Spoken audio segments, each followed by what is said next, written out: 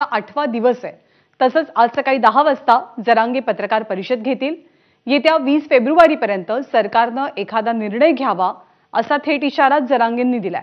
त्यामुळे मागासवर्ग आयोगाचा अहवाल आलेला असला तरी जरांगे सगळे सोयऱ्यांच्या कायद्याच्या अंमलबजावणीवरती ठाम पाहायला मिळतात। आपले प्रतिनिधी रवी मुंडे सध्या आपल्या सोबत आहेत।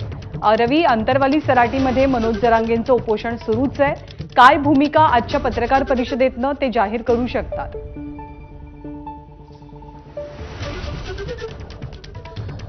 ज्ञानदा, खरं तर कालच पत्रकार परिषदेमध्ये त्यांनी स्पष्ट केलेलं आहे की जोपर्यंत सगळ्या सोयऱ्यांची अंमलबजावणी होत नाही तोपर्यंत आपलं उपोषण मागे घेणार नाही। अर्थात त्यांनी 20 तारखेची डेडलाईन दिलेली, त्यानंतर काही वेगळं आंदोलनाचं स्वरूप होतं का हे पाहणं महत्त्वाचं आहे। ते सध्या आपल्याबरोबर आहेत। काहीशी तब्येत कालच्यापेक्षा त्यांची बरी वाटते।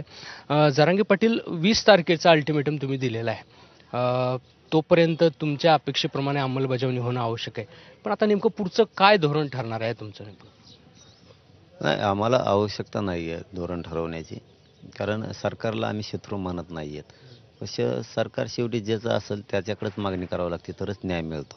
त्यांना नाही भांडायचं तर भांडायचं कोणाला, हा जनतेसमोरचा प्रश्न असतो। त्यामुळं 20 तारखेपर्यंत आम्ही डेडलाईन नाही दिली, त्यांनीच अधिवेशन बोलवलं आहे। 15ला होतं, त्यांनी आता 20ला बोलवलं आहे। फक्त आमचं एक प्रामाणिक मत आहे शिंदे साहेबांना आणि फडणवीस साहेबांना सुद्धा, कारण शिंदेसाहेब आरक्षण देऊ शकते हे पहिल्यापासून म्हणतोय आम्ही, आणि शेवटी आंदोलक म्हणून आम्हाला विश्वास ठेवणं सुद्धा गरजेचं आहे। पण तुम्ही जे आत्ता ECBCचं जे आरक्षण देत आहे किंवा जो आता मागासवर्ग आयोगाचा अहवाल आला आहे, हे आम्ही नाकारणार नाहीत की याच आंदोलनामुळं मागासवर्ग आयोग गठीत झाला, गोरगरीब मराठी एकत्र आले म्हणून मराठ्यांमुळेच गठीत झाला, अहवालही आला, आपण टास्क फोर्सही निर्माण केला होता, ते नाकारत नाहीत। पण नोंदी नसलेल्या मराठ्यांसाठी हे आरक्षण असं मानून नाही चालणार, ते अवश्य द्यावं।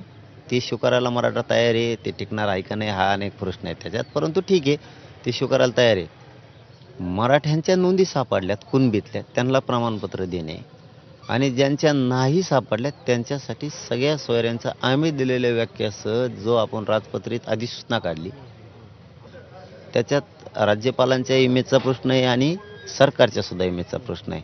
तुम्हाला त्याची अंमलबजावणीच करावी लागणार आहे। तुम्ही जर असं म्हणताल की कुणबी नोंदी सापडल्या त्यांना कुणबीचं आरक्षण दिलं आणि आता ज्यांच्या सापडलं नाही त्यांसाठी हे काय आरक्षण, हे नाही जमणार। हे काही ठराविक एक 1000-1200 जणांचं म्हणणं असं नाही, 30-35 जण येते ते त्यांचं म्हणणं आहे मराठा म्हणून पाहिजे, तर ते हरकत नाही। परंतु असं नाही चालणार की म्हणून तुम्ही सगळ्या सोयऱ्यांची नाही करणार, आंदोलन थांबू शकत नाही। मराठा समाजाला विनंती, आंदोलन शांततेत करा।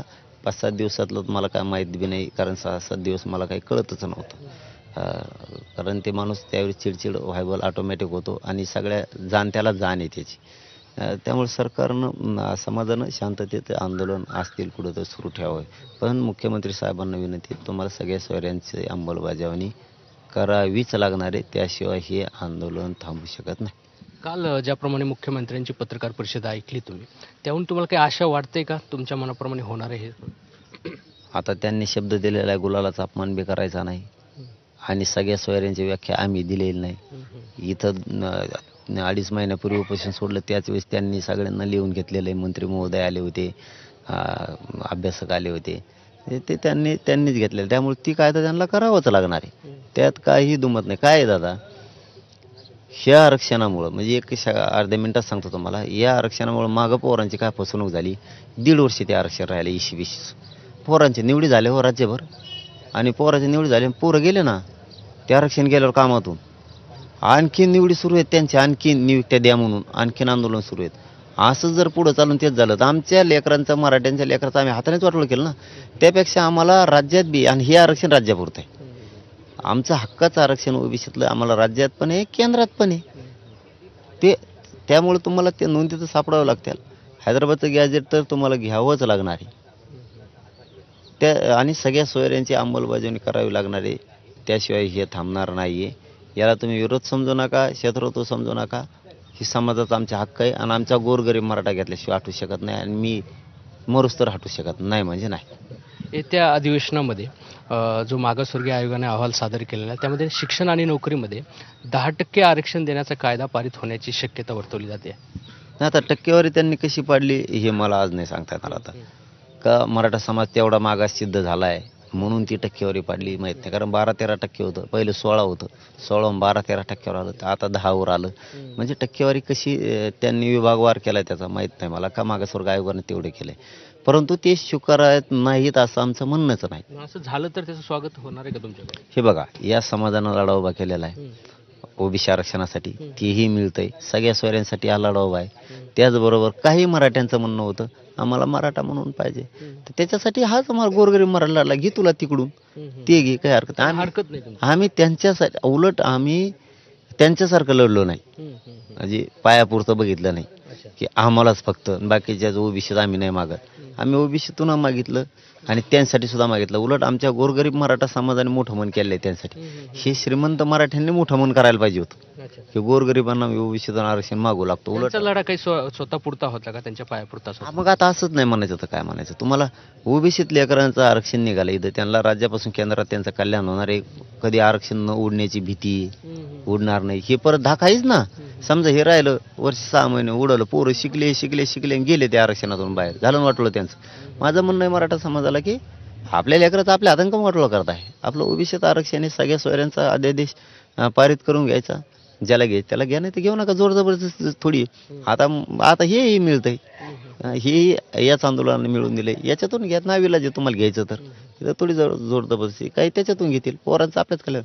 आमचं फक्त एवढीच प्रामाणिक भावना आहे, चारही बाजूनं मराठ्यांचंच कल्याण व्हावं. मग तोही स्वीकारतो आणि सगळ्या सोयऱ्यांची अंमलबजावणी मात्र हा आमचा मुख्य अजेंडा आहे. ते तर तुम्हाला त्याची अंमलबजावणी करावीच लागणार आहे. तुम्ही म्हणता नोंदी नसणाऱ्याला हे दिलं, मग ते मात्र मराठ्यांना मान्य नाही. तुम्ही जो मसुदा ऍक्सेप्ट केलाय किंवा ज्याच्यावर शिक्कामोर्तब केले, अगदी तशाच प्रमाणे आपल्याला सगळा कायदा अपेक्षित आहे? होय, आम्ही जे व्याख्यासह दिलंय, आमच्या लोकांना सुद्धा, अभ्यासकांनी सुद्धा भरपूर तिथं त्यांच्या व्याख्या दिलेल्या आहेत सगळ्या सोयऱ्याच्या. ते असं पाहिजे आणि ज्याच्या नोंदी नाही त्याच्यासाठी तो विषय. पण त्यातवरही काही समन्वयकांचा आक्षेप आहे त्या मसुद्यावरती सुद्धा. आता हे समन्वय कोण आला मधीच? आक्षेपाला काय घेणार काही घेऊ शकतात. गोरगरीब मराठ्यांचा आक्षेप आमचा नाही, त्यांचा असू शकतो ना. त्यांना काही मिळूनच द्यायचं नसेल समाजाला, त्यांच्याबद्दलचं मला नाही माहिती आणि मला त्यांच्यावर बोलायचं नाही. माझ्या मराठा समाजाचं कष्टकऱ्यांचे आता तुम्ही काय म्हणायचे त्याला, हालापेष्टा करायचा नाही विनाकारण. एक शेवटचा प्रश्न मला थोडक्यात उत्तर हवंय. 20 तारखेला किंवा विशेष अधिवेशनामध्ये काहीच झालं नाही तुमच्या म्हणण्याप्रमाणे, तर पुढचं काय असेल? असं होणारच नाही.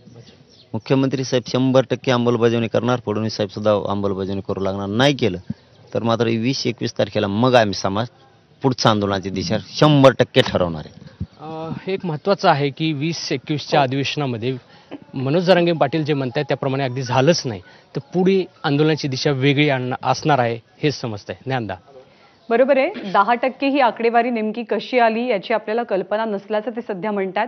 पण त्यांची प्रमुख मागणी हीच आहे की सगळे सोयरे अध्यादेशाची अंमलबजावणी केली जावी. धन्यवाद रवी या सगळ्या सविस्तर माहितीबद्दल.